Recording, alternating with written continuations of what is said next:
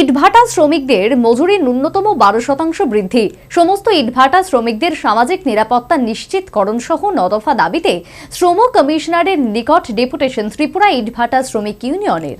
দাবি অনাদায়ে বৃহত্তর আন্দোলনের হুঁশিয়ারি সংশ্লিষ্ট বাম শ্রমিক সংগঠনের। রাজ্যে প্রায় 3 শতাধিক ইটভাটা, এই সমস্ত ইটভাটায় প্রায় 10 সহস্রাধিক শ্রমিক কাজ করছে। তবে ইটভাটায় স্থানীয় শ্রমিকরা নিয়োজিত থাকলেও মূলত পরিযায়ী শ্রমিকদের হাতের কাজেই চলছে সিংহভাগ ইটভাটা। আর সেই সমস্ত ইটভাটায় কর্মরত শ্রমিকদের বিভিন্ন দাবিতে সরব ত্রিপুরা ইটভাটা শ্রমিক ইউনিয়ন।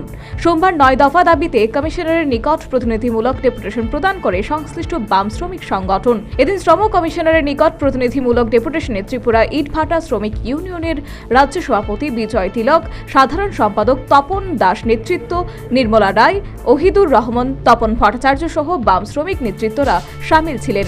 তাদের দাবিগুলির মধ্যে উল্লেখযোগ্য ছিল ইটভাটা শ্রমিক মজুরি ন্যূনতম 10% বৃদ্ধি, শ্রমিকদের বসবাসের জন্য পাকা ঘর প্রদান, মহিলা শ্রমিক সহ সমস্ত শ্রমিকদের সামাজিক নিরাপত্তা নিশ্চিতকরণ, মহিলা শ্রমিকদের গর্ভবতীকালীন সময়ে বিনা পারিশ্রমিকে প্রাপ্য মজুরি প্রদান ইত্যাদি। বাজার মূল্য আকাশ ছোঁয়া, কেন্দ্রের এবং রাজ্য সরকারের যে মূল্যবৃদ্ধি এতে আকাশ ছোঁয়া, তাতে ফলে শ্রমিকদের যে মজুরি তা একেবারেই নগণ্য। তা আমরা দাবি করেছি যে 10% মজুরি বাড়াতেই হবে বর্তমান সিজনে। দ্বিতীয়ত যে বিষয়টা সেটা হচ্ছে রাজ্যে যে সমস্ত বার্তাগুলি আছে আমাদের, এই বার্তাগুলিতে মাইগ্রেন্ট শ্রমিক বৃহদাংশ থাকেন, কিছু শ্রমিক আছে যারা লোকাল শ্রমিক, সংখ্যা কম, তারা বাট্টা সিজনে 6 মাস 7 মাস তারা বসবাস করে। এখন এটা সরকারি বাঁধ প্রসঙ্গে থাকাকালীন আইন ছিল যে বাট্টাগুলিতে যাতে ঘরগুলি পাকা করা হয়। ওই সময় 18 আগে অবধি একটা উল্লেখযোগ্য সংখ্যা বাট্টাতে ঘরগুলি পাকা হয়েছিল।